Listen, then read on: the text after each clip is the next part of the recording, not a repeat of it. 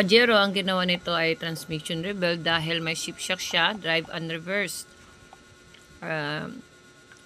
Pero may problema din sa makina na namamalya. So dapat ma-check din nila yung injector at saka pressure pump nito. So tingnan na lang muna natin kung anong status ng takbo nito, kung makapag-complete shifting siya. Ngayon wala naman tong shift shock na sa drive and reverse. Tsaka nagre-response ng reverse. So lagay sa drive. So takbo naman agad.